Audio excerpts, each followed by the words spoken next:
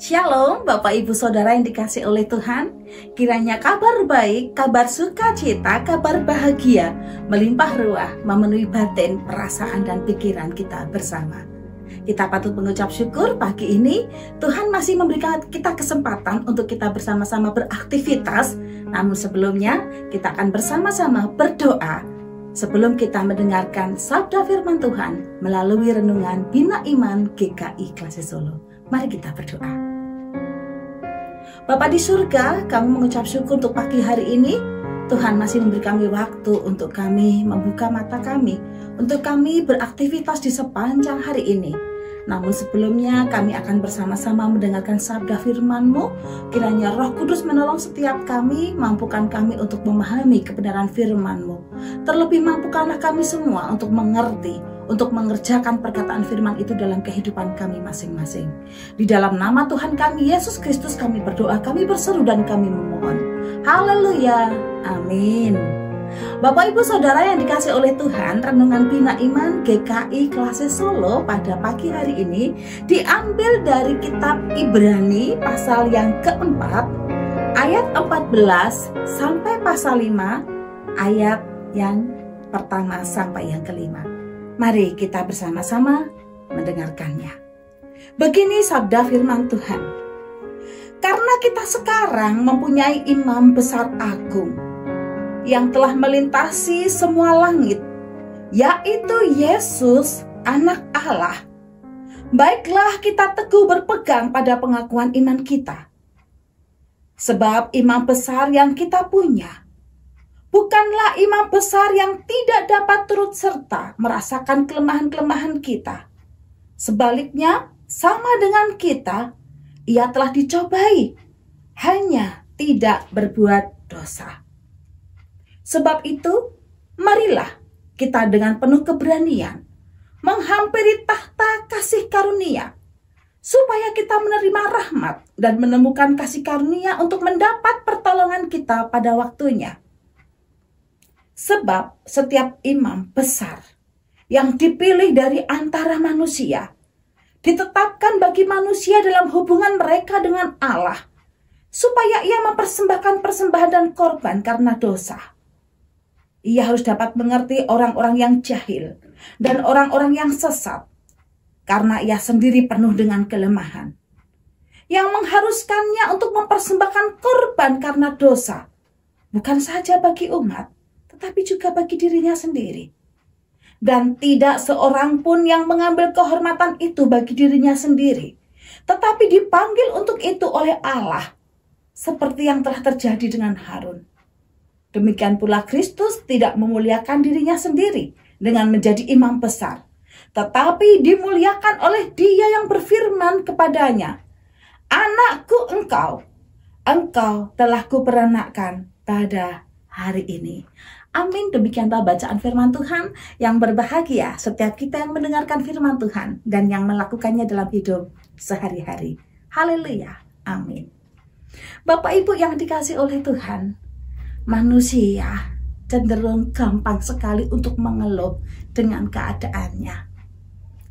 Orang yang hidupnya mapan, cukup berada, ya tiap hari saja bisa mengeluh. Ya, saya seringkali menjumpai status yang ada di HP para umat atau para sahabat atau teman-teman pada umumnya. Dan tidak jarang juga dijumpai ketika membuat status, itu tidak luput dari yang namanya sambat atau mengeluh. Orang yang hidupnya mapan, orang yang hidupnya mampu, orang yang ekonominya berlebih saja, tiap hari juga bisa mengeluh. Yang berasnya makin naik, yang gula naik, lomboknya naik, belum lagi mengeluhkan kesehatannya, yang boyok tiap hari tidak pernah bisa jejak, yang giginya pating selenut, yang kepalanya ngeluh, yang perutnya tiap hari bermasalah, besar tiap waktu. Ya, tidak luput dari yang namanya keluhan. Kalau seseorang yang dirasa kuat kemampuannya saja bisa gampang mengeluh, Apalagi orang yang dirasa lemah. Lemah ekonominya, lemah kesehatannya, lemah batinnya, lemah segala sesuatu yang ada dalam dirinya. Bagaimana mungkin ia tidak luput dari yang namanya keluhan? Ada lagu umum yang mungkin Bapak Ibu semuanya tidak asing lagu ini, yang berbunyi demikian. Sok kapan aku orang ngerti enteng sengsaraning uripku. Wah, dan sebagainya, saya lupa. Ya, yang pasti adalah lagu itu menceritakan tentang sok kapan aku orang ngerti enteng rekasaning uripku. Apakah ada kelanjutannya? Ada.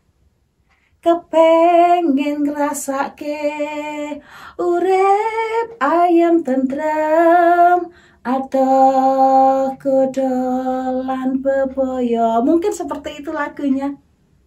Semua orang sedang berlomba mencari yang namanya ayam tentrem. Dia pengen terhindar dari yang namanya godaan dan mara bahaya. Termasuk Bapak, Ibu, dan saya. Tetapi siapakah yang bisa luput dari yang namanya godaan, pencobaan, mara bahaya? Selama Bapak, Ibu, dan saya masih ada di bawah matahari ini, kita tidak luput dari itu semuanya. Namun satu hal yang pasti, apapun kondisi Bapak, Ibu, dan saya, entah saat ini kita sedang jauh dari bahaya atau godaan, atau sebaliknya kita dekat bahkan melekat dari yang namanya godaan, pencobaan, bahaya itu sudah menyatu dengan diri kita. Ingatlah, Bapak, Ibu, dan saya memiliki imam yang agung, yang besar, yang telah melintasi segala langit di atas langit. Artinya apa? Sebesar apapun pergumulan hidup Bapak, Ibu, dan saya, sekuat sehebat apapun pencobaan yang kita hadapi, kesukaran, kesulitan hidup, derita apapun yang kita alami, ingatlah, kita punya Allah yang jauh lebih besar dari semuanya itu. Kita punya Allah yang berkuasa melintasi langit di atas segala langit. Bapak, Ibu, memangnya ada berapa langit di atas? Ya, kita juga tidak tahu. Tapi yang pasti, ada pendapat yang pernah berkata bahwa ada urutan langit sampai urutan langit yang ketujuh atau bahkan mungkin lebih. Tetapi ingatlah, berapapun tingkatan langit demi langit, kita punya Tuhan, yaitu Yesus Kristus, yang kuasanya mengatasi segala perkara. Kuasanya mengatasi langit di atas langit. Yang tidak lain adalah pribadi Tuhan Yesus Kristus, yang kita kenal, kita sapa setiap hari, kita sembah. Itu berarti Bapak, Ibu, dan saya ketika sedang mengejar rasa aman dan tentram, maka mari kita bersama-sama meletakkan hati kita kepada Sang Empunya segala sesuatu, Sang Imam besar agung yang melintasi segala langit di atas langit. Ayam tentrem yang dikejar oleh orang banyak, itu sumbernya ada pada Sang Imam Agung, yaitu Yesus Tuhan. Ketika kita memiliki Sang Imam Agung tersebut, ketika Sang Imam Agung tersebut memiliki hidup Bapak, Ibu, dan saya, pasti dan tentu rasa ayam tentram itu pun dilimpahkan atas hidup kita. Meskipun tidak dipungkiri bahwa hidup kita ini mungkin sedang berada dalam pergumulan, berada dalam pencobaan, berada dalam kesakitan, berada dalam kesukaran. Tetapi Sang Imam Agung tersebut menyatu dengan diri kita, dengan hidup kita, dengan persoalan kita, siap menguatkan yang lemah, siap memberikan sukacita di tengah-tengah kondisi yang sedang menggelisahkan. Sumber bahagia ada di tangannya. Lalu yang kedua, Bapak, Ibu, yang dikasih oleh Tuhan, mari kita bersama-sama